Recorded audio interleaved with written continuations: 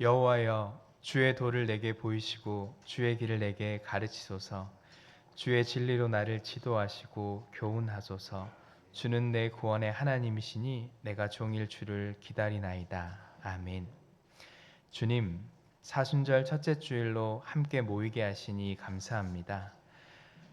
주님의 고난에 동참하는 절기를 보내면서 경건한 삶을 이루게 하옵소서. 우리 이웃들의 아픔과 지구의 고통을 생각하며 오늘 신음하는 이들을 공감하고 기도하게 하옵소서. 이 시간 주님만 바라며 예배하게 하시고 우리 가운데 임하시는 주님의 은혜를 경험케 하옵소서. 선포될 주의 말씀을 통하여 우리의 마음을 새롭게 하고 주께서 기뻐하시는 삶을 이루게 하옵소서. 성령께서 우리를 도와주셔서 이 예배를 지켜주시고 온 마음과 정성을 다해 예배하게 하옵소서. 성령의 인도하심 따라 영과 진리로 예배하게 하옵소서. 예수님 이름으로 기원합니다. 아멘. 찬송가 28장을 함께 찬송합니다.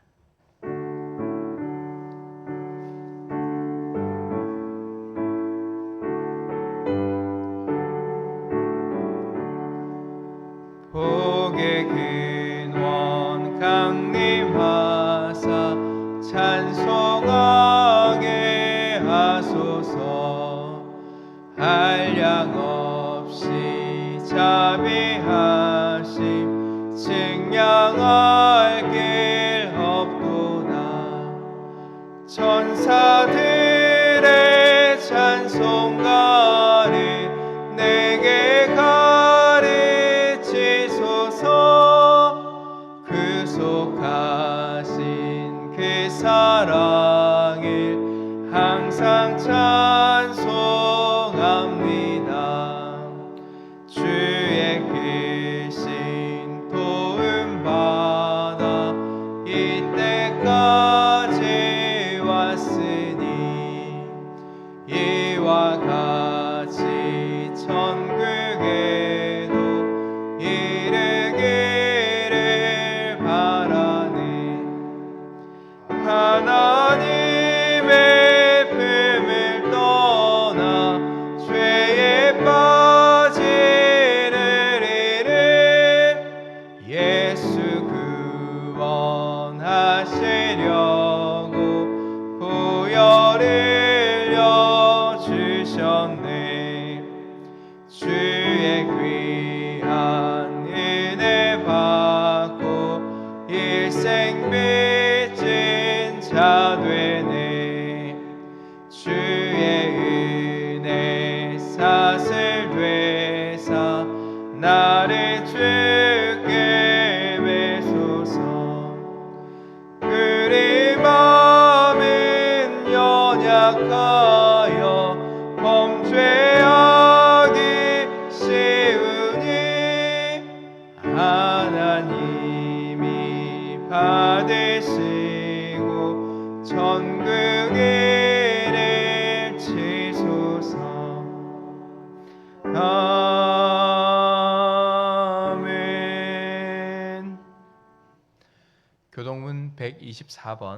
교동문 124번 사순절 첫 번째 말씀을 교독합니다. 내 하나님이여, 내 하나님이여, 어찌 나를 버리셨나이까? 어찌 나를 멀리하여 돕지 아니하시오며 내 신음소리를 듣지 아니하시나이까?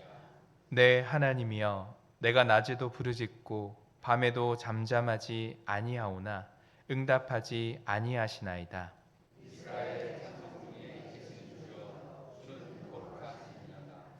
우리 조상들이 주께 의뢰하고 의뢰하였으므로 그들을 건지셨나이다.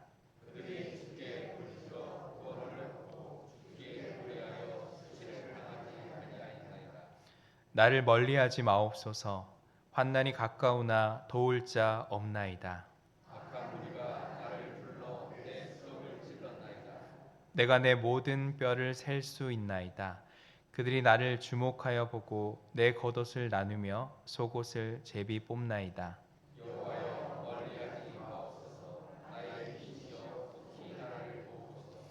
나를 사자의 입에서 구하소서. 주께서 내게 응답하시고 들소의 풀에서 구원하셨나이다.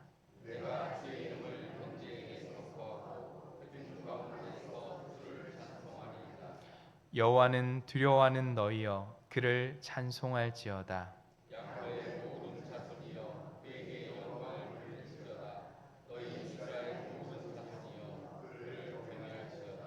아멘. 사도신경으로 우리의 신앙을 고백합니다.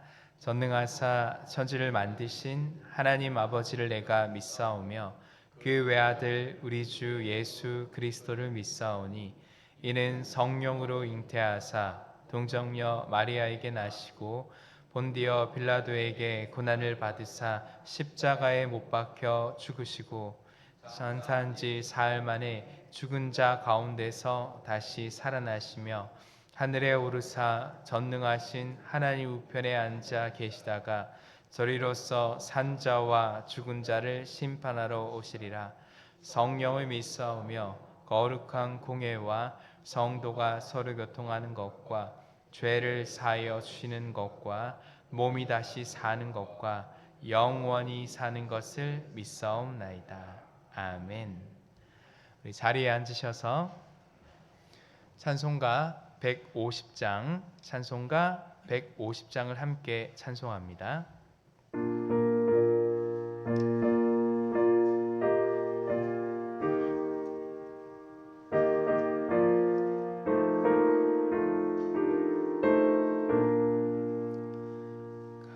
갈보리 산 위에 십자가 섰으니 죄가 고난을 당한 표라.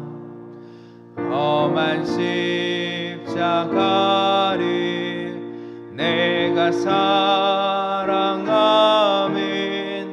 죄가 보혈을 흘림이라.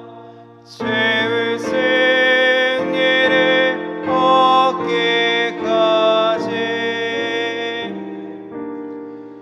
주의 십자가 사랑하리. 빛난 멸류관 얻기까지 험한 십자가 붙들겠네. 멸시천대 받은 주의 십자가에 나의 마음이 끌리도다. 귀한 어린 양이 세상 죄를 지고 험한 십자가 지셨도다. 죄의 승리를 얻기까지 주의 십자가 사랑하리.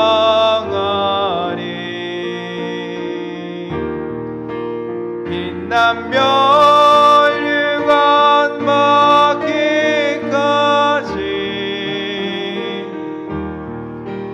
험한 십자가 붙들겠네. 험한 십자가에 주가 흘린 피를 믿는 마음으로 바라보니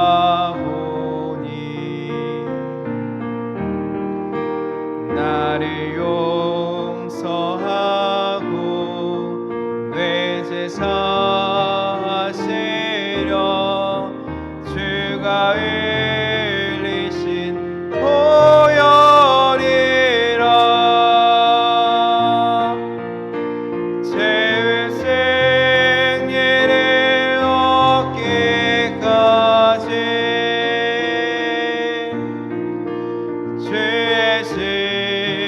십자가 사랑하리.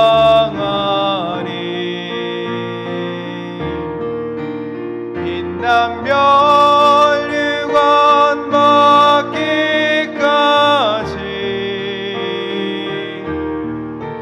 험한 십자가 붙들겠네. 하나님 예비하신 나의 본향집에 나를 부르실 그날에는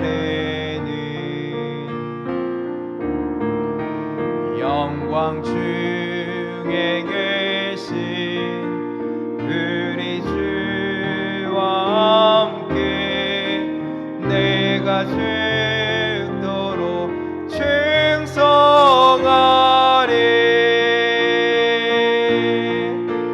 최후 승리를 얻기까지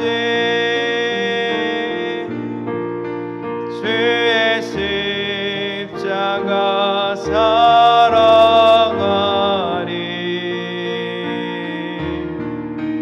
빛난 멸류관 받기까지 험한 십자가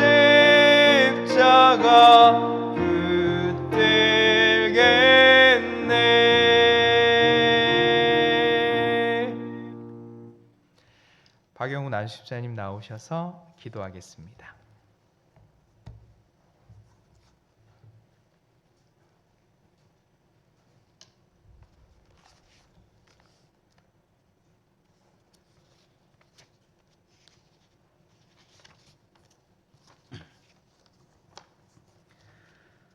참된 기쁨과 평안을 주시는 하나님 아버지, 새로운 계절을 허락하시고 주님 앞에 나와 예배드리게 하심을 감사드립니다. 우리의 삶을 인도하시고 새로운 계절 속에서도 변함없는 사랑과 은혜로 함께 하시는 주님을 찬양하오니 주님 영광 받아 주시옵소서. 지난 한 주간 주님의 뜻대로 살지 못했음을 고백합니다. 세상의 일에 관심을 가지고 나 자신의 힘을 의지하며 세상이 주는 쾌락에 따라 살아왔음을 회개하오니 저희를 궁일이 여기사 죄를 씻어주시고 세상을 살아갈 때 주님의 구별된 자녀로 살아가게 하옵소서. 언제 어디에 있든지 유익한 것을 얻기 위해 힘쓰며 어둠의 권세를 이기는 빛의 삶을 살게 하옵소서. 주님, 3월을 맞이하며 새롭게 소망을 품습니다. 따뜻한 햇살에 봄이 찾아와 만물이 소생하듯 우리의 영혼도 새 힘을 얻게 하시고 주님의 말씀 안에서 다시금 믿음으로 일어서는 시간 되게 하옵소서. 얼어붙은 땅을 뚫고 돋아나는 새싹처럼 우리 마음에 신실한 믿음과 순종의 결실이 맺히게 하시고 우리의 삶이 주님 앞에서 새로워지게 하옵소서. 주님, 특별히 사순절을 보내며 주님의 고난과 사랑을 깊이 묵상합니다.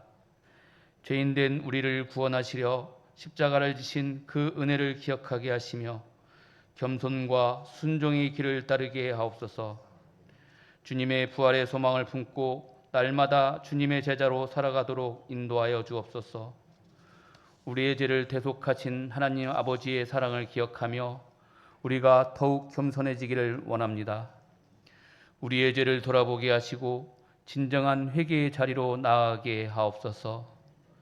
사순절을 보내며 주의 십자가의 은혜를 깊이 묵상하는 기간 되게 하시어 주님의 길을 따르는 저희 되게 하옵소서.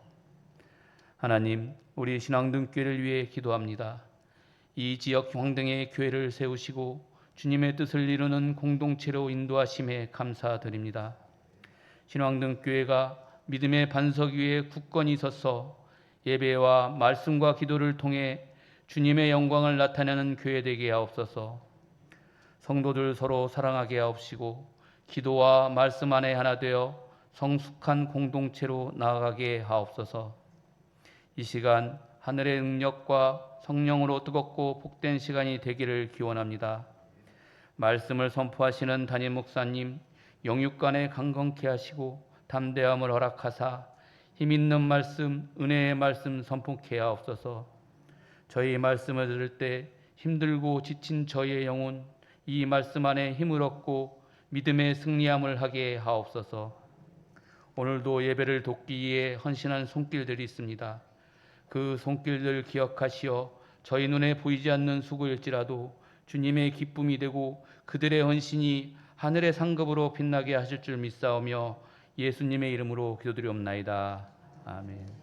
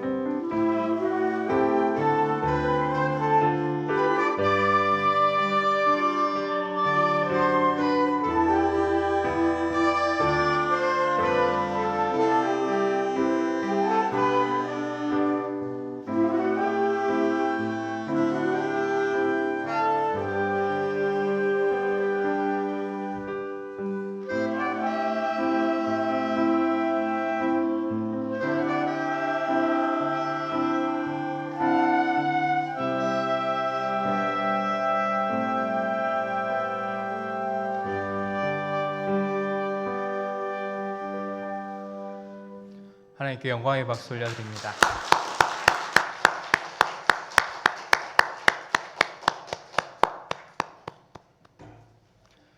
교회 소식 알려드립니다. 오늘은 사순절 첫째 주일입니다. 사순절은 지난주에 있었던 성회 수요일을 시작으로 부활절까지 주일을 뺀 40일간을 의미합니다. 사순절의 교회는 경건한 삶을 훈련하기 위하여 금식하며 성경을 읽고 묵상하며 기도하는 시간을 갖습니다. 경건한 사순절을 계획하고 실천하는 한 주간 되시길 원하며 예배에 오신 여러분들을 환영합니다. 다음 주일은 청년주일로 지킵니다. 오후 예배는 청년부 헌신 예배로 드려집니다. 다음 주 수요일 재직 세미나가 있습니다. 강사는 경기도 초월교회 배현석 목사님입니다. 재직들은 모두 참석해 주십시오. 주일 1부 예배와 2부 예배 후 남신도의 각 분의 원래회와 여신도의 각 분의 원래회가 있습니다. 2025년 1교구 대신방이 시작됩니다.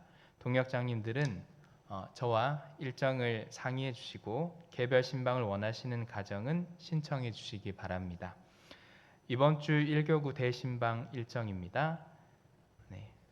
화요일 날 2공동체, 3공동체가 있고요. 목요일 12공동체, 토요일 13공동체, 주일 날 10공동체입니다. 위에서 기도해 주시기를 바랍니다. 지난주부터 청년부 모임이 새롭게 출발했습니다. 청년들의 미래와 신앙을 위해 기도해 주시고 관심해 주시길 바랍니다.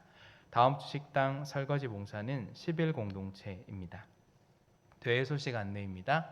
동년교회 담임 목사 취임식이 오늘 오후 3시 동년교회 당에서 있습니다. 이번 주 생일 맞으신 분들입니다. 김지양 선교사님, 이명숙 집사님, 김옥주 권사님, 김현숙 권사님, 진기자 권사님, 박선자 권사님, 김영자 권사님, 김영자 A 권사님, 김영자 B 권사님, 최경숙 권사님, 성복래 집사님, 우리 박수로 축하합시다. 찬송가 448장을 함께 찬송하며 봉헌합니다.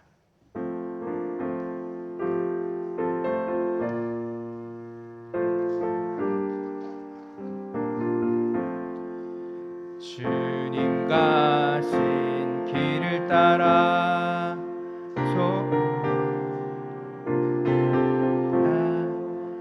가기 좋은 넓은 길로 많은 사람 갈지라도 멸망으로 가는 길을 나는 가지 아니하고 주님 가신 영생의 길 좁은 길로 가오리다.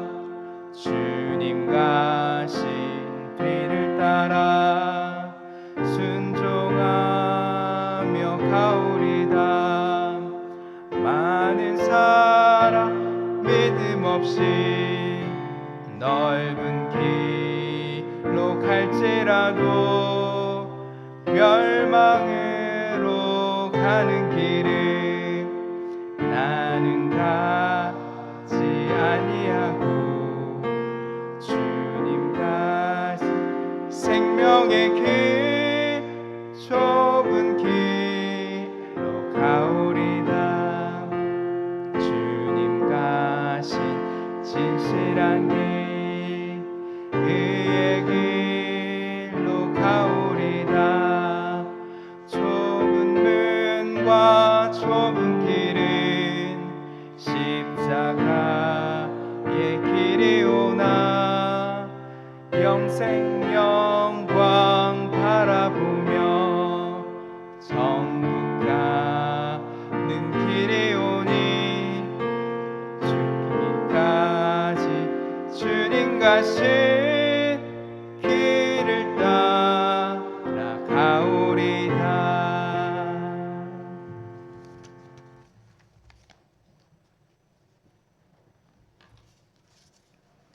예배자로 세워주시고 형통한 은혜 주심을 감사합니다.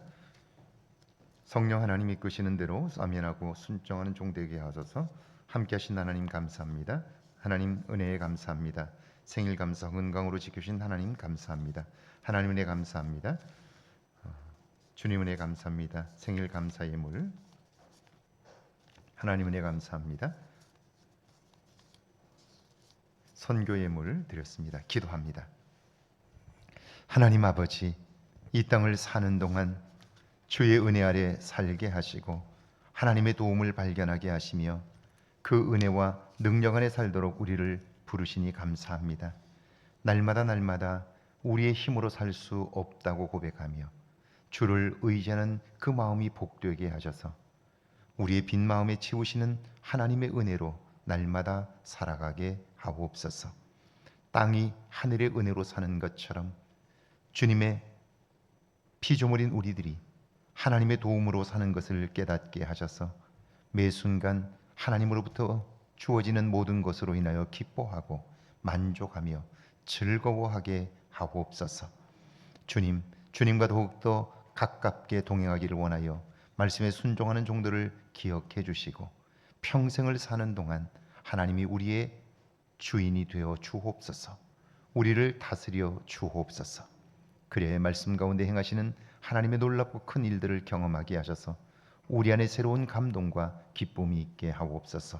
10의 1조와 주정예물과 주일예물을 드립니다.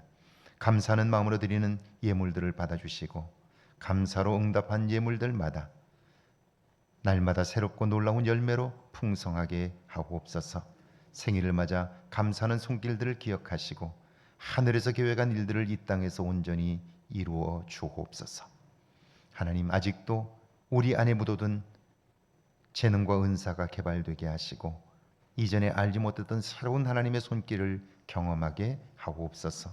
선교 예물을 통하여 복음이 힘있게 증거되게 하시고 생명구원의 역사가 나타나게 하옵소서. 소원을 담아드리는 1,000번째 예물을 받으시고 주여 속히 응답하여 주옵소서. 주께서 함께 하심을 믿으며 예수님의 이름으로 기도하옵나이다. 아멘.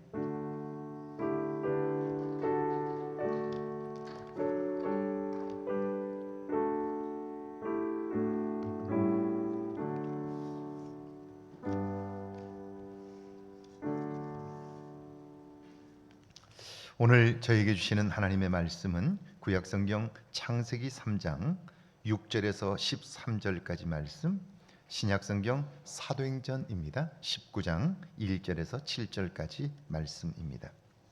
먼저 우리 창세기 3장 6절에서 13절까지 말씀 한 목소리로 함께 봉독합니다. 창세기 3장 6절에서 13절까지 말씀입니다. 한 목소리로 함께 봉독합니다. 여자가 그 나무를 본즉 먹음직도 하고 보암직도 하고 지혜롭게 할 만큼 탐스럽기도 한 나무인지라. 여자가 그 열매를 따먹고 자기와 함께 있는 남편에게도 주매 그도 먹은지라. 이에 그들의 눈이 밝아져 자기들이 벗은 줄을 알고 무화과 나무 잎을 엮고 치마로 삼았더라. 그들이 그날 바람이 불 때 동산에 거니시는 여호와 하나님의 소리를 듣고 아담과 그의 아내가 여호와 하나님의 낯을 피하여 동산나무 사이에 숨은지라. 여호와 하나님이 아담을 부르시며 그에게 이르시되 내가 어디 있느냐. 이르되 내가 동산에서 하나님의 소리를 듣고 내가 벗었으므로 두려워하여 숨었나이다. 이르시되 누가 너의 벗었음을 내게 알렸느냐. 내가 내게 먹지 말라 명한 그 나무 열매를 내가 먹었느냐. 아담이 이르되 하나님이 주셔서 나와 함께 있게 하신 여자 그가 그 나무 열매를 내게 주므로 내가 먹었나이다. 여호와 하나님이 여자에게 이르시되 내가 어찌하여 이렇게 하였느냐. 여자가 이르되 뱀이 나를 꿰므로 내가 먹었나이다. 아멘. 사도행전 19장 1절에서 7절까지 말씀입니다. 사도행전 19장 1절에서 7절까지 말씀입니다. 우리 한 목소리로 함께 봉독합니다. 1절에서 7절까지 말씀입니다. 아볼로가 고린도에 있을 때에 바울이 윗지방으로 다녀 에베소에 와서 어떤 제자들을 만나 이르되 너희가 믿을 때 성령을 받았느냐. 이르되 아니라. 우리는 성령이 계심도 듣지 못하였노라. 바울이 이르되 그러면 너희가 무슨 세례를 받았느냐? 대답하되 요한의 세례니라.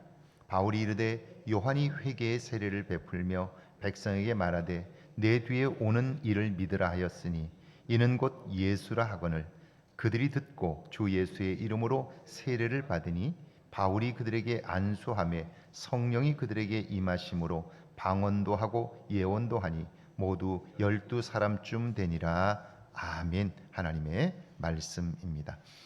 할렐루야. 이번 한 주간에도 하나님의 은혜와 사랑이 여러분과 여러분의 가정에 넘치기를 주의 이름으로 축원합니다. 축원합니다. 옆 사람 얼굴을 한번 보실래요? 옆 사람 얼굴 한번 보시죠. 예. 어떠신가요? 제가 일부 예배 때는 특별히 나오자마자 웃는 연습을 굉장히 많이 해요. 아마 한 100번쯤 연습을 할 거예요. 좋은 음악을 틀어놓고 들으면서 웃는 연습을 해요. 그런데도 일부 예배 때 제가 영상을 보면 얼굴이 환하지 않아서 늘 여러분에게 미안한 마음이 있습니다. 나이 40이 넘으면 자기 얼굴에 책임을 지라고 그래요. 여러분 거울을 좀 보시고요. 여러분의 얼굴이 누군가에게 기쁨이 될 수 있다면 여러분의 삶은 행복할 거예요. 왜냐하면 가장 가까이서 여러분의 얼굴 보고 사는 사람들이 있잖아요. 여러분의 환한 웃음은 그 사람에게 큰 힘이 될 텐데 여러분의 얼굴이 늘 구겨져 있다면 여러분의 그 얼굴 때문에 상대방도 기분이 저하될 수 있다는 생각을 하시면서요. 여러분의 웃음은 세상을 환하게 만든다. 할렐루야. 여러분의 가정을 새롭게 한다. 여러분의 마음을 즐겁게 한다. 이런 생각을 하면서요. 늘 웃음이 여러분의 삶에 있기를 주의 이름으로 축원합니다. 여러분, 사람이 하나님을 믿으면 달라지나요? 말은 그렇다고 하지만 사람은 절대로 안 변해. 혹시 그렇게 확신하고 계시지는 않으신가요? 변화된다면 그 사람을 새롭게 하는 것은 무엇일까요? 한국 기독교 초기 우리가 사는 이곳 전라도 지역에 전해진 복음으로 인하여 새롭게 된 사람들, 대표적인 사람들을 꼽는다면 그중 한 분은 분명 최흥종일 겁니다. 그는 1880년 5월 4일 광주에서 태어났고요. 5살 때 어머니가 돌아가셨어요. 그래서 계모 밑에서 성장했고요. 10대 때 아버지도 소천하셨습니다. 당시 조선은 일제의 침략이 본격화되었고요. 고종이 러시아 공사관으로 피신을 가시던 때입니다. 그러니까 가정적으로 어렵고 국가적으로는 무질서하지요. 혼란한 상황이었습니다. 이때 싸움을 잘하던 최흥종은 장터에서 소문날 건달이었습니다. 불량배들과 어울렸고요. 그래서 사람들에게 악명이 높았습니다. 여러분, 이 사람도 변화될 수 있을까요? 1904년 12월 25일 유진 벨 선교사님 부부와 오원, 윌슨, 폴사이드 의료 선교사님들 그리고 변찬영 부부, 김총순 부부 등이 광주 지역의 광주교회, 현재 우리 교단의 양림교회를 세웁니다. 당시에는 목포를 중심으로 선교를 하고 있었기 때문에 1909년 장흥 지역에서 이 오원 선교사님이 선교를 하고 계셨는데 그러니까 광주는 선교 지역에서는 조금 떨어져 있었는데 이 목포에서 활동하던 선교사님에 의해서 광주의 교회가 세워지게 되었죠. 근데 그때 장흥에서 선교하던 그 오원 선교사님이 급성 폐렴에 걸립니다. 급히 그분을 광주로 이송하게 되었고요. 목포에 계시던 의사인 폴사이드 선교사님을 광주로 오시도록 유진벨 선교사님이 그렇게 조치를 취합니다. 그리고 이 유진벨 선교사님은 이 폴사이드 선교사님이 광주를 잘 모르니까 광주 교회의 교인이었던 김총순을 영산포로 보내서 그분을 안내하도록 했는데 이때 이 총순이 최흥종을 데리고 갑니다. 그들이 그곳에서 폴사이드 선교사님을 만나 강주로 돌아오게 되는데요. 오다가 주위에 떨고 있는 한센병 환자를 만납니다. 여러분, 나병 환자입니다. 그러니까 누구도 환영하지 않는 사람이죠. 주위에 떨고 있는 거예요. 그걸 본 폴사이드 선교사님은요, 말을 타고 오다가 즉시 말에서 내립니다. 그리고는 그 환자를, 나병 환자를 그 말에 태워요. 자신의 외투를 벗어서 그 환자에게 입히고, 그리고 그 선교사님이 그 말고삐를 잡습니다. 이걸 본 최흥종이 충격을 받아요. 당시로 보면 누구도 나병 환자에게 관심하지 않습니다.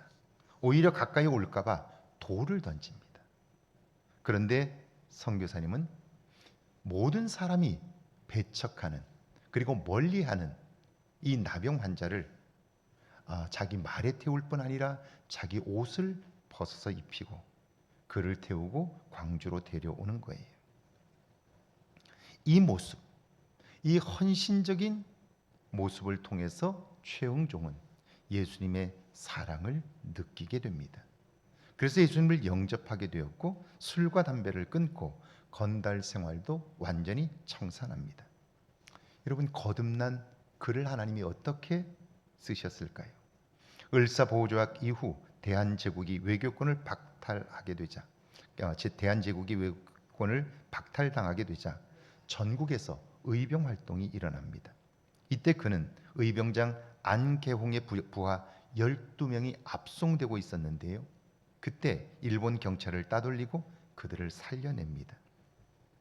총살 직전에 의병 6명을 유치장 문을 열어 도망치게 했고요. 1908년부터는 나 환자들을 돌보는 일을 시작합니다. 전국에서 나 환자들이 몰려들면서 그곳 나 환자촌이 병원이 되었고요. 후에 이 병원이 여수로 옮겨져서 애양원이 됩니다. 후에 최흥종은 현재 광주제일교회 장로님이 되셨고요. 3.1 만세 사건 주동자로 발각되어 3년형을 삽니다. 출소 후 유진별 선교사님의 권유로 평양신학교에 입학하게 되었고요. 목회자가 되어 광주 YMCA를 창설합니다. 거린과 나병 환자들을 헌신적으로 돌봐와 거린과 나 환자의 아버지라는 이름을 얻습니다. 1966년 5월 14일 87세를 일기로 최 목사님은 하나님의 부름을 받았는데 광주 지역사회는 사회장으로 결정합니다. 광주공원에서 장례식이 치러졌는데요. 200여 명이 넘는 거린들과 나 환자들이 몰려왔습니다. 와서는 그들이 하나같이 목을 놓아 아버지 어찌하여 우리만 남기고 가십니까? 통곡하여 장례식장 전체가 울음바다가 되었습니다. 여러분, 무엇이 싸움꾼이며 건달인 최흥종을 하나님의 사람으로 변화시켰습니까? 오늘 구약의 본문인데요. 창세기 3장 6절입니다. 같이 한번 읽어볼까요? 3장 6절입니다. 여자가 그 나무를 본즉 먹음직도 하고 보암직도 하고 지혜롭게 할 만큼 탐스럽기도 한 나무인지라. 여자가 그 열매를 따먹고 자기와 함께 있는 남편에게도 주매 그도 먹은지라. 여자는 하와지요. 하와는 지금 뱀의 유혹을 받았습니다. 하나님은 동산 중앙에 있는 나무의 열매는 먹지 말라고, 먹으면 죽는다고 말씀했지만 뱀은 죽지 않는다고 단언해요. 그러면서 이렇게 부연 설명합니다. 그것을 먹는 날에는 내 눈이 밝아져 하나님처럼 된다는 거예요. 그래서 선악을 구별할 수 있게 된다 하는 거예요. 하나님처럼 되는 것 매력적이지 않습니까? 그런데 그런 생각이 드는 순간 그녀의 눈은 예전과는 전혀 다른 눈이 되었습니다. 전에는 안 그랬는데 그 말을 듣고 보니까 그 열매가 먹음직스럽습니다. 보기에도 좋습니다. 지혜롭게 할 만큼 탐스럽습니다. 여러분, 이렇게 되면요, 생각할 겨를도 없이 그 열매에 손이 갑니다. 그래서 하와는 선악과를 먹었는데 하나님이 먹지 말라 한 것을 먹었으니 죄를 범한 거지요. 그런데 죄는 여기서 끝나지 않습니다.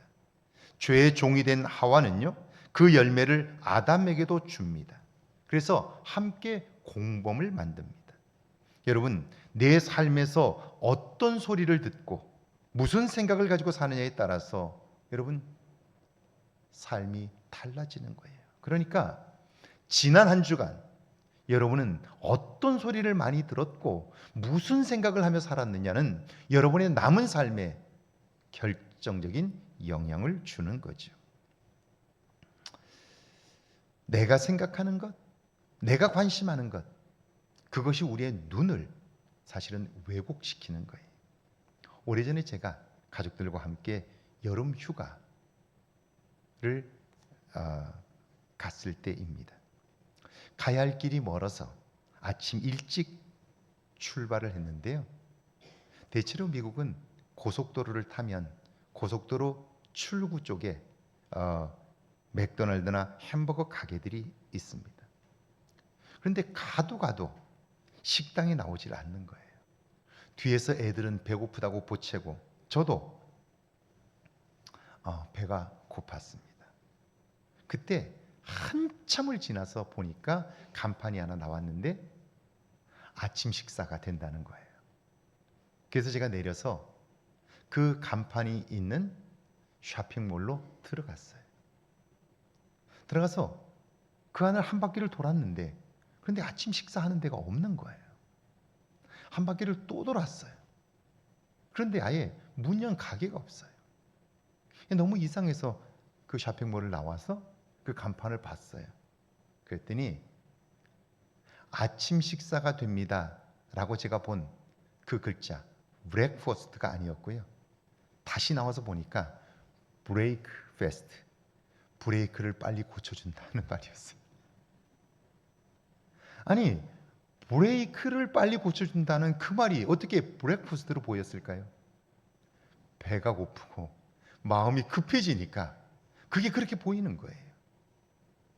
우리의 마음속에 무엇을 담고 사느냐, 우리가 무엇에 집중하며 사느냐에 따라서 이렇게 우리의 눈은 왜곡시키는 거죠. 자, 이런 하와와 아담, 그들은요 에덴 동산에서 결국 먹으면 안 되는 것을 먹고 말았어요. 왜냐하면요, 사단의 그 말을 듣고 보니까 그렇게 보였던 거예요. 그런데 이것은 에덴 동산에만 있었던 것이 아닙니다. 아담과 하와의 후손인 우리에게도 그대로 전수가 되었습니다.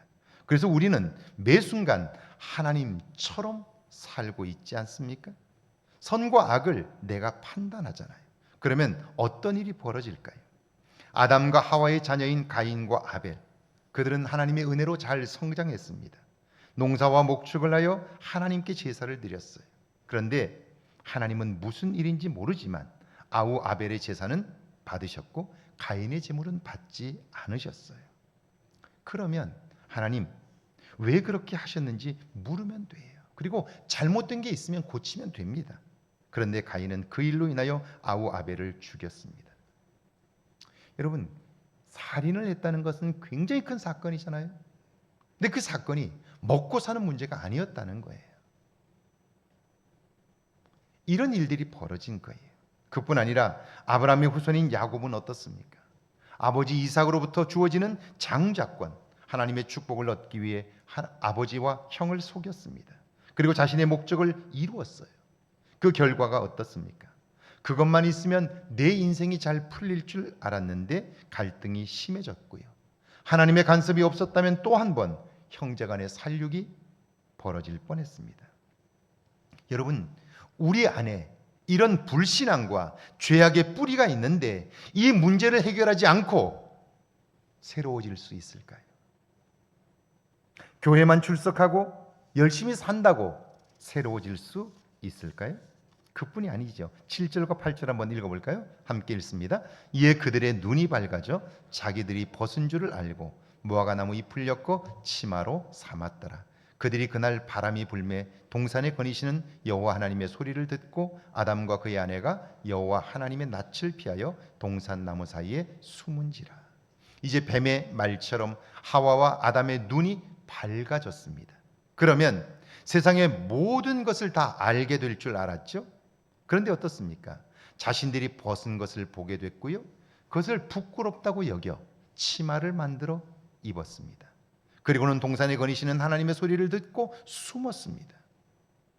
여러분, 눈이 밝아져서 하나님과 더 가까워진 것이 아니라 눈이 밝아진 이후에 하나님의 소리를 듣고 숨었다는 거예요. 하나님에게서 멀어져 버린 거예요. 하나님을 두려워하는 존재가 되었다는 거예요. 하나님 앞에 설 수 없는 존재가 된 거예요. 이렇게 하면 내 인생이 달라질 것 같다. 그래서 양심을 속이고 내 눈에 좋아 보이는 것대로 했는데, 그랬더니 나는 하나님에게서 멀어지게 되고 결국 나의 판단과 생각을 쫓아 살아가므로 갈등이 커지고 그리고 문제가 생기기 시작했다 하는 거예요. 여러분은 오늘 어떻습니까? 전능하신 하나님, 나를 사랑하는 하나님을 예배하는 일이 즐겁습니까? 그분을 위해 사는 삶이 행복하십니까? 하나님을 위하고 그분을 위해 사는 삶이 기쁘지도 않은데 여러분, 그분을 내 삶 속에서 경험할 수 있을까요? 그분의 살아계심을 느낄 수 있을까요? 병든 이런 내면이 새로워지지 않고 어떻게 하나님의 은혜를 느낄 수 있을까요? 새롭게 변화된 삶을 살 수 있을까요? 하와와 아담뿐 아니라 오늘 우리도 그런데 하나님의 반응은 어떨까요? 여기 9절과 10절입니다. 함께 읽습니다. 여호와 하나님이 아담을 부르시며 그에게 이르시되 내가 어디 있느냐? 이르되 내가 동산에서 하나님의 소리를 듣고 내가 벗었으므로 두려워하여 숨었나이다. 아담아, 내가 어디 있느냐? 하나님이 그걸 모르실 리가 없습니다. 그럼에도 그렇게 물으시는 것은요, 그들이 지금 두려워하고 있어요. 이 두려움으로부터 자유케 하시려고 하나님이 친히 그를 찾아오신 거예요. 그래서 그의 이름을 부르신 거예요. 그런데 그들의 반응은 어때요? 옷을 벗어서 두려워 숨었다는 거예요. 선악과를 먹어서 하나님의 말씀을 어겨서 그랬다고 하지 않아요. 변명하는 거죠. 그뿐 아니라 하나님이 누가 너의 벗었음을 알게 했느냐? 내가 먹지 말라 한 열매를 먹었느냐 물으실 때 그들의 대답입니다. 12절과 13절인데요. 같이 한번 읽습니다. 아담이 이르되 하나님이 주셔서 나와 함께 있게 하신 여자, 그가 그 나무 열매를 내게 주므로 내가 먹었나이다. 여호와 하나님이 여자에게 이르시되 내가 어찌하여 이렇게 하였느냐? 여자가 이르되 뱀이 나를 꿰므로 내가 먹었나이다. 여자 때문입니다. 아닙니다. 뱀 때문입니다. 여러분, 죄는 자신이 범했어요. 그런데 하나님이 창조하신 여자 때문에, 뱀 때문에 내가 이렇게 되었다는 거예요. 오늘 내가 행복하지 않다고 느낀다면 여러분, 먼저 나를 돌아봐야 돼요. 그런데 우리 역시 상대방 때문이라고 여기지 않나요? 이런 내가 치유되지 않고 회복되지 않고 어떻게 변화를 기대하고 온전한 삶을 살 수 있겠습니까? 그래서 신약의 본문인데요. 사도행전 19장 1절과 2절입니다. 함께 읽습니다. 아볼로가 고린도에 있을 때 바울이 윗지방으로 다녀 에베소에 와서 어떤 제자들을 만나 이르되 너희가 믿을 때 성령을 받았느냐? 이르되 아니라 우리는 성령의 계심도 듣지 못하였노라. 사도 바울이 에베소에 도착하여 그곳에서 믿음의 형제들을 만났습니다.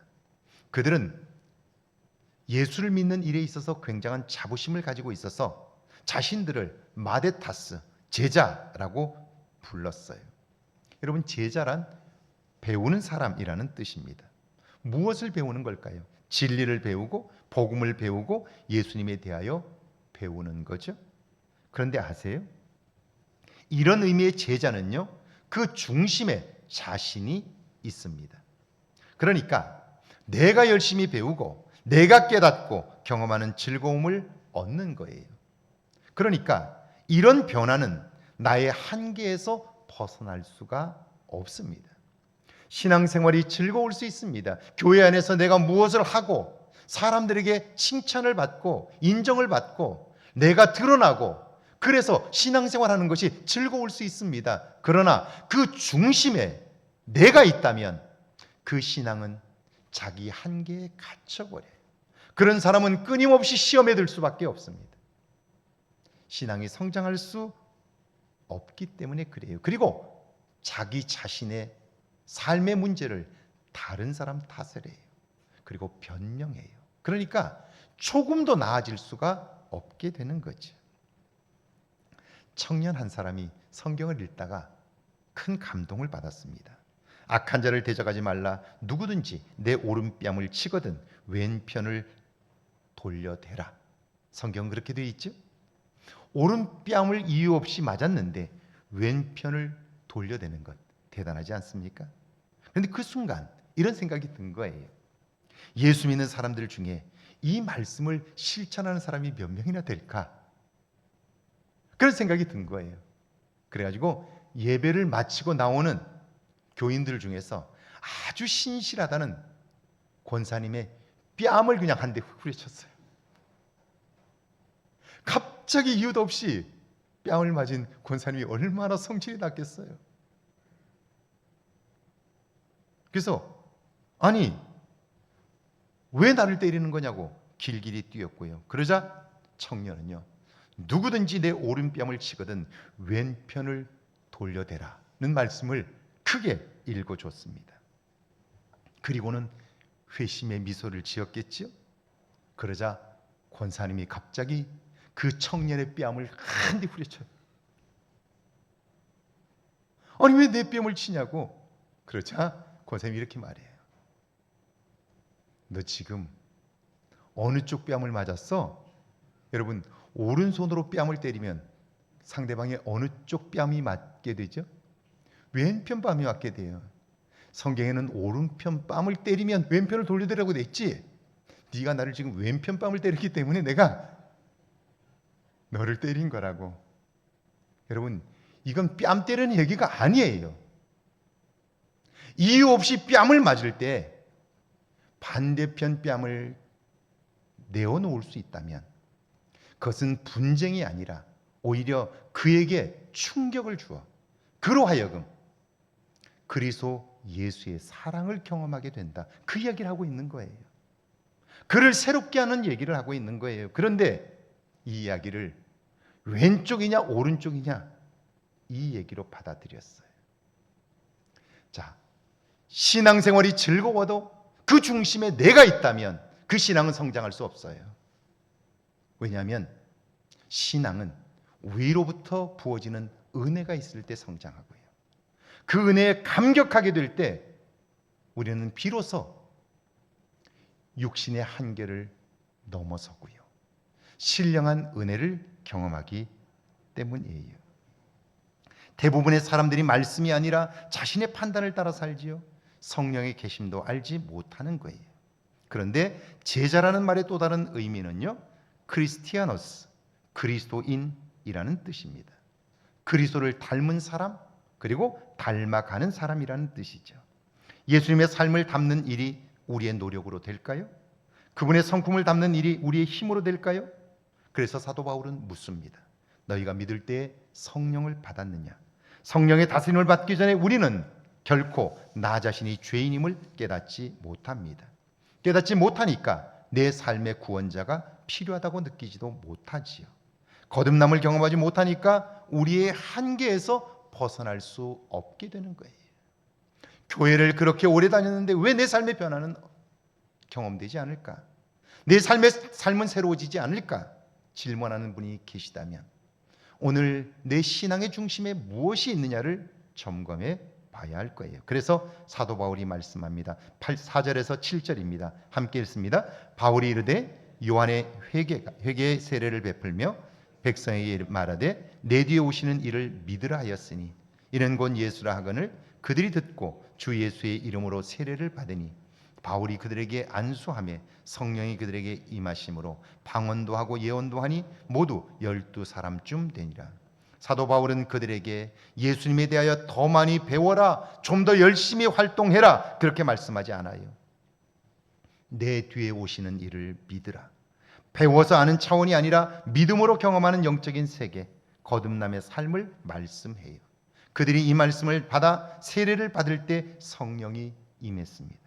그러자 그들은 위로부터 부어지는 능력을 따라 방언과 예언을 합니다. 이것은 우리의 노력으로 되는 게 아니에요. 위로부터 부어지는 능력을 따라 내가 상상하지 못했던 일들을 경험하는 거예요.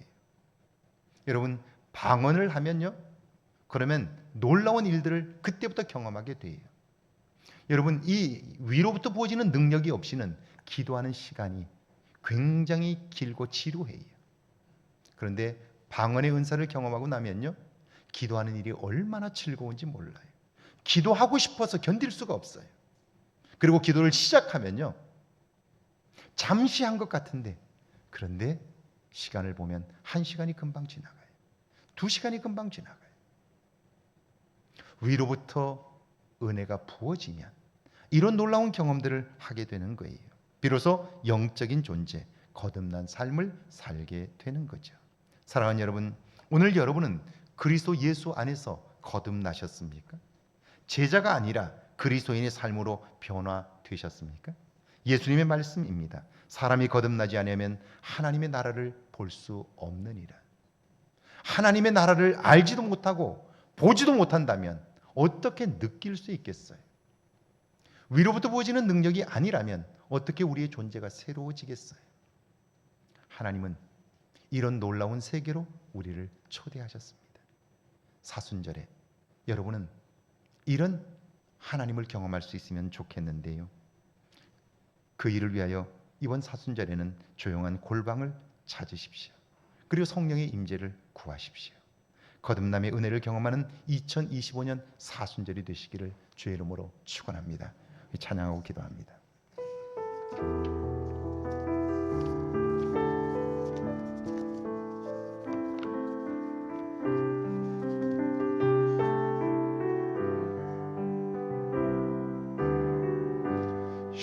십자가 그 사랑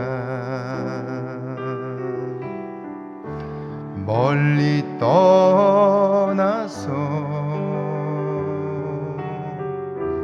무너진 나의 삶 속에 잊혀진 주네 돌 같은 내 마음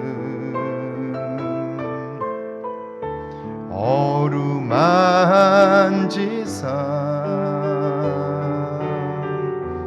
다시 일으켜 세우신 주를 사랑합니다.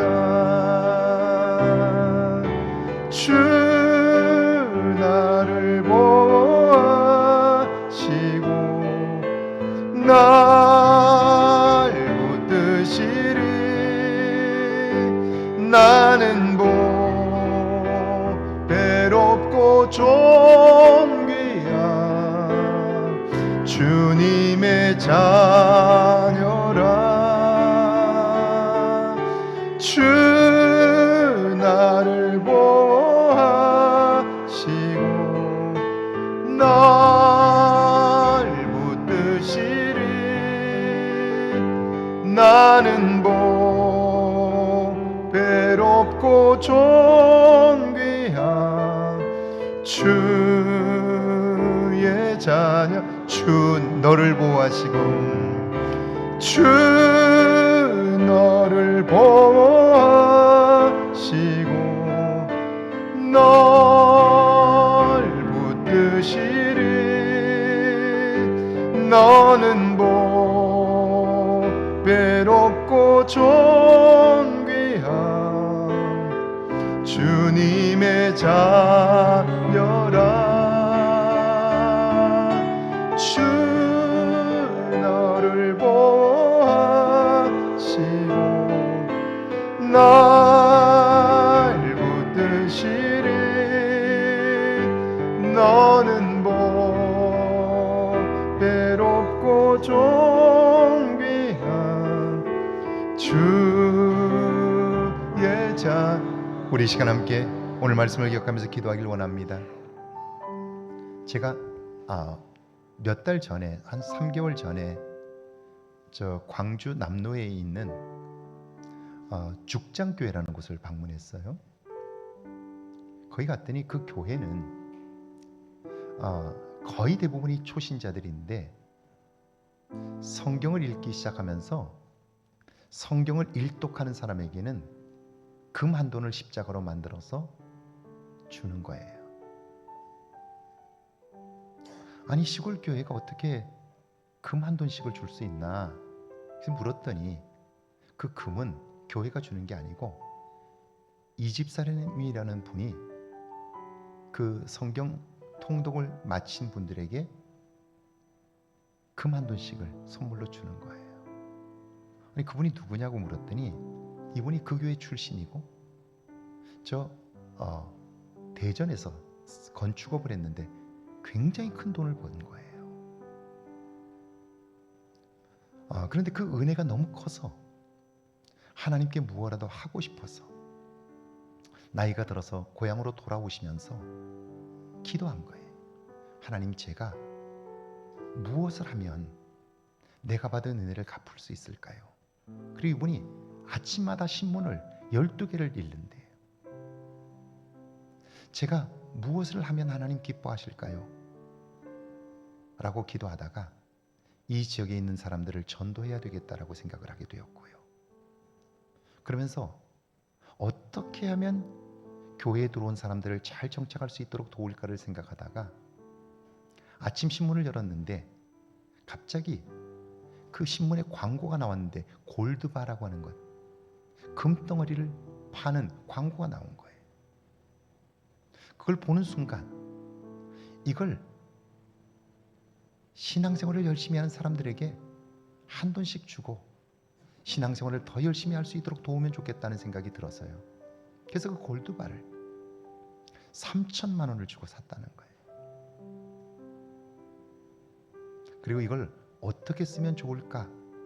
그가 기도하고 있다가 새로운 교인들이 와서 교회에 잘 정착하고 신앙이 잘 성장하도록 돕는 일에 써야 되겠다라고 해서 기도 중에 성경을 통독한 사람들에게 금 한 돈씩을 예쁘게 포장해서 선물을 주게 되었는데요.